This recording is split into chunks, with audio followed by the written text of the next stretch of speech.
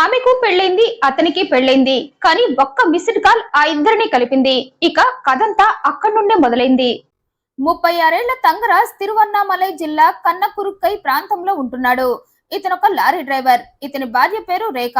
వీరికి ముగ్గురు అమ్మాయిలు, ఓ అబ్బాయి ఉన్నారు. అయితే ఓసారి లారీ కిరాయి పని మీద ఓ వ్యక్తికి కాల్ చేశాడు తంగ. కానీ అందులో ఓ నెంబర్ ని తప్పుగా నొక్కటంతో ఒకరికి వెళ్లాల్సిన కాల్ మరొకరికి వెళ్ళింది. అయితే సరిగ్గా ఆ టైంలో తంగరాజ్ అలర్ట్ అయ్యి తను తప్పు నెంబర్ ని డైల్ చేశానని గ్రహించి వెంటనే కాల్ కట్ చేశాడు. అయితే ఇది జరిగిన కొద్దిసేపటికే తను డైల్ చేసిన రాంగ్ నంబర్ నుండి తంగాకి మిస్డ్ కాల్ వచ్చింది.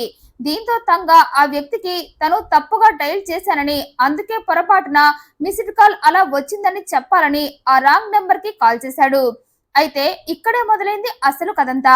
ఆ రాంగ్ నెంబర్ పర్సన్ ఓ అమ్మాయి అని తెలిసి తంగాలో ఎక్కడ లేని ఉత్సాహం వచ్చింది. అందుకే అతి వినయంతో జరిగిన కథంతా ఆమెకు చెప్పి పొరపాటున కాల్ వచ్చిందని క్షమించమని అడిగి మీ పేరేంటని ఆమెను అడిగాడు. ఇక అందుకు ఆమె తన పేరు నదియా అని చెప్పింది. అయితే నదియా పేరుకి, ఆమె స్వీట్ వాయిస్ కి అట్రాక్ట్ అయిపోయిన తంగ అప్పటి నుండి ఆమెకు డైలీ టచ్ లో ఉంటూ ఆమె గురించిన వివరాలన్నీ తెలుసుకుంటున్నాడు. ఇక తంగ అతి వినయపు మాటలకు పడిపోయిన నదియా తన గురించి మొత్తం తంగాకు చెప్పుకుంది. తను చెన్నైలోని మంగాడ ప్రాంతంలో ఉంటానని, తన భర్త పేరు పార్థసారథి అని, అతనొక దినసరి కూలి అని, తనకు 2 పిల్లలు ఉన్నారని, అదేదో జాబ్ కి అప్లై చేస్తున్నప్పుడు ప్రిపేర్ చేసే రెజ్యూమ్ లా తన పర్సనల్ బయోడేటా మొత్తం తంగాకు వినిపించింది. ఇక ఆమె అలా చెప్పటంతో తంగ మరో అడుగు ముందుకేశాడు. నువ్వంటే నాకు ఇష్టం అన్నాడు. నువ్వు లేకపోతే చచ్చిపోతానన్నాడు. నీతోనే నా జీవితం అన్నాడు.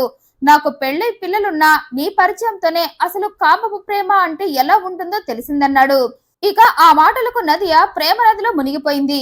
తేలేలోపు ప్రాణాలు పోగొట్టుకుంటానని తెలుసుకోలేక తంగాతో తన తపన మొత్తం తీర్చుకుంటూ అతని తపన కూడా తీరుస్తూ ఉంది. అలా ఇద్దరు 1-2 సంవత్సరాలు కాదు, ఏకంగా 7 ఏళ్ల పాటు తమ బంధాన్ని కొనసాగించారు. తంగా లారీ డ్యూటీ వంకతో ప్రియురాలిని కలుసుకునేవాడు. అయితే ఓ రోజు ఈ ఇద్దరి పాపం పండి భర్త పార్థసారథి చేతికి రెడ్ హ్యాండెడ్ గా ఇద్దరు దొరికారు. దీంతో భర్త ఇద్దరిని తిట్టాడు. తంగాని తన్ని తరిమేశాడు. నదియాని 4 తన్ని గుమ్మం కదలొద్దన్నాడు. అయితే నదియా భర్త తన ఒంటిపై కొట్టిన దెబ్బలను చూసుకుంటూ రగిలిపోయింది. పైగా ప్రియుణ్ణి కలవనివ్వకపోవటంతో తెగించింది. ఈ బానిస బ్రతుకు ఇంకెన్నాళ్ళు అనుకుంటూ సంసారం అనే సంకెళ్లు తెంచుకొని ప్రియుడి సంకెళ్లలో ఖైదీలా ఒదిగిపోవాలని ఏకంగా భర్త పిల్లలను వదిలేసి ప్రియుడి దగ్గరకు వెళ్లిపోయింది. అతనికి జరిగింది మొత్తం చెప్పి నేనొస్తున్నా అని ప్రియుడు ఉంటున్న ప్రాంతానికి వెళ్ళింది. ఇక అప్పటికే తంగాకి నదియా అంటే చచ్చేంత ఇష్టం ఉండటంతో ఆమె రాగానే నీకు నేనున్నా అని ధైర్యం చెప్పి అదే ప్రాంతంలో ఓ ఇంటిని అద్దెకు తీసుకొని ఆమెతో అక్కడ ఉంటూ మరో పక్క తన భార్య పిల్లల దగ్గరకు కూడా వెళ్తూ ఇటు ఇల్లాలని అటు ప్రియురాలని ఇద్దరిని బ్యాలెన్స్ చేస్తూ వస్తున్నాడు. అయితే కొన్నాళ్ళకి ప్రియురాలు నన్ను మీ ఇంటికి తీసుకువెళ్ళు, నీ భార్యకు పరిచయం చెయ్యి, నువ్వు నా గురించి చెప్పకపోయినా ఇద్దరం ఒకే ప్రాంతంలో ఉంటున్నాం కాబట్టి ఏదో ఒక రోజు ఆమెకే మ్యాటర్ తెలిసిపోయి శివంగిలా నీ మీద ఎగురుతుంది. అందుకే విషయం అక్కడ దాకా రాకముందు మనమే మన మ్యాటర్ ఆమెకు చెప్పి ఆమెను కాంప్రమైజ్ చేద్దామంది. అది ప్రియుడు తంగాకి కూడా బాగా నచ్చటంతో వెంటనే నదియాని తీసుకొని తన ఇంటికి వెళ్ళాడు.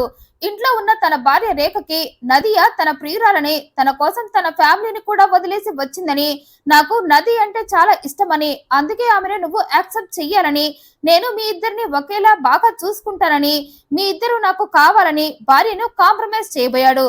కానీ ఏ భార్య అయినా తనకు సవితిని తెచ్చి సైలెంట్ గా అయిపో అంటే సీరియస్ అవుతుంది, కానీ సైలెంట్ అవ్వదు కదా. సేమ్ రేఖ కూడా అదే పని చేసింది. నాకే సవితిని తెచ్చి మీ ఇద్దరి జంటను చూసి మురవమంటావా అని భర్తని ముష్టి తిట్లన్నీ తిట్టి నదియాని ఇష్టం వచ్చినట్లు అని ఆమెను ఇంట్లో నుండి గెంటేసింది. అలా భార్య నదిని ఇంట్లో నుండి గెంటేయటంతో తంగా కూడా తెగించాడు. నా ప్రియురాలికి స్థానం లేని ఈ ఇంట్లో నాకు కూడా స్థానం లేదన్నాడు. నేను కూడా ఆమెతోనే వెళ్లిపోతా అంటూ నది చెయ్యి పట్టుకొని ఆమెతో కలిసి ఆమెను ఉంచిన ఇంటికే వెళ్లిపోయాడు. అయితే నదితో ఇంట్లో నుండి వెళ్లిపోతున్న టైంలో తంగా భార్య నువ్వు వెళ్లిపోయినా నీ ప్రేమను నేను యాక్సెప్ట్ చేయను, ఆ నది నీ జీవితంలో ఉండటం నేను ఒప్పుకోను, ఆమెతో నేను కాంప్రమైజ్ అయ్యి సర్దుకుపోయి అక్కా చెల్లెళ్ల మాదిరిగా ఉండటం ఈ జన్మకి జరగదు అంది. దీంతో ఆ మాటలనే మైండ్ లో పెట్టుకున్న తంగాకి ఉక్రోషం వచ్చింది. తన భార్య తన ఇష్టాన్ని కాదన్నదని ప్రియురాలికి ఇప్పుడే వస్తా అని చెప్పి బయటకు వెళ్లి హై వోల్టేజ్ ఉన్న టవర్ ఎక్కి అక్కడి నుండి దూకేస్తా అని అరుస్తూ అక్కడ వాళ్ళందరినీ బెదిరించడం ప్రారంభించాడు. ఇక అక్కడి వారంతా ఆ మాటలు విని వెంటనే పోలీసులకు ఇన్ఫర్మేషన్ ఇచ్చారు. వారు రాగానే ఎందుకలా టవర్ ఎక్కి ఆత్మహత్య చేసుకుంటానని బెదిరిస్తున్నావు, నీకేం కావాలి అని పోలీసులు అడగటంతో తంగ తనకు తన భార్యతో పాటు లవర్ కూడా ఉందని, వాళ్ళిద్దరితో కలిసి ఉండాలనుకుంటే అందుకు నా భార్య ఒప్పుకోవటం లేదని, అందుకే ఇలా ఆత్మహత్య చేసుకోవాలని టవర్ ఎక్కానన్నాడు. అయితే ఆ మాటలకు పోలీసులు ముందు టవర్ మీద నుండి దిగు, ఆ తర్వాత అన్ని తేలుద్దామన్నారు. కానీ తంగా మాత్రం ఆవేశంతో నిజంగానే అక్కడి నుండి కిందకు దూకేశాడు. అయితే అదృష్టవశాత్తు తంగా స్వల్ప గాయాలతో బయటపడ్డాడు.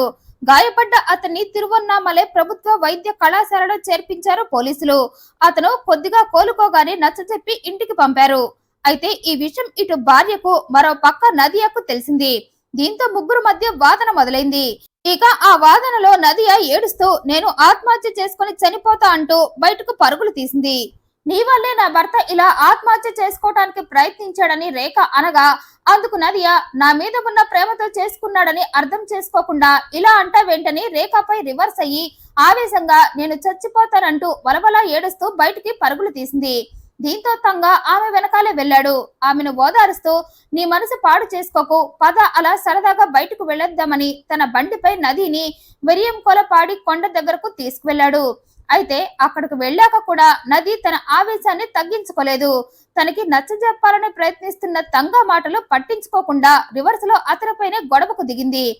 భార్యకు సర్ది చెప్పుకోలేని చవట వంది. అందుకే ఆత్మహత్యకు పాల్పడ్డావని అతన్ని తిట్టిపోసింది. దీంతో రెచ్చిపోయాడు తంగా. అసలు నువ్వు నా జీవితంలో లేకపోతే ఈ గొడవలే ఉండవంటూ నది కట్టుకున్న చీర కొంగుతోనే ఆమెను చంపాలని ఆమె చీర కొంగును తీసి నది మెడకు చుట్టి ఆమెకు ఊపిరాడకుండా చేసి చంపేశాడు. ఆ తర్వాత నదీ శవాన్ని అక్కడే వదిలేసి వెళ్లిపోయాడు.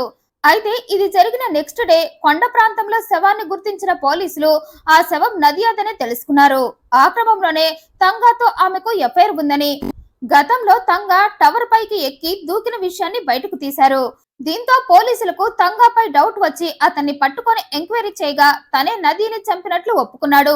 ఆమె తనతో వాదించిందని, నా కోసం భర్త పిల్లల్ని వదిలేసి వస్తే నువ్వు నీ భార్యకి నచ్చ చెప్పుకోకుండా ఆత్మహత్యకు పాల్పడతావా అని నన్ను తిట్టిపోసిందని, అందుకే ఆవేశంలో నేను ఆమెను చంపేశానన్నాడు. బంగారం లాంటి భర్తని, ఇద్దరు పిల్లల భవిష్యత్తును గాలి కొదిలేసి కామపు మైకంలో ప్రియుడు కోసం వచ్చి చివరికి ప్రియుడు చేతికే బలైపోయింది నదియా. ఇలాంటి అక్రమ సంబంధాల హత్యల గురించి ఎన్ని వీడియోలు చేసినా ఇలాంటివి జరుగుతూనే ఉంటాయి. పుట్టకొడుకుల్లా హత్యలు పుట్టుకొస్తూనే ఉంటాయి. అప్పటికే నదియా కోసం వెతుకుతున్న భర్తకు ఆమె మరణ వార్త తెలిసి షాక్ అయ్యాడు. నదియా చేసిన తప్పుకి ఆమె భర్త జీవితంతో పాటు ఆమె ఇద్దరు పిల్లల జీవితాలు కూడా నాశనమయ్యాయి. క్షణికమైన కోరికలను కంట్రోల్ చేసుకోక తప్పు చేయాలి అనుకున్న వాళ్ళు సైలెంట్ గా చేసేస్తూనే ఉన్నారు. ఇలాంటి హత్యలు చేసేస్తూనే ఉన్నారు. ఈ వీడియోపై మీ అభిప్రాయాన్ని కమెంట్ రూపంలో తెలియజేయండి.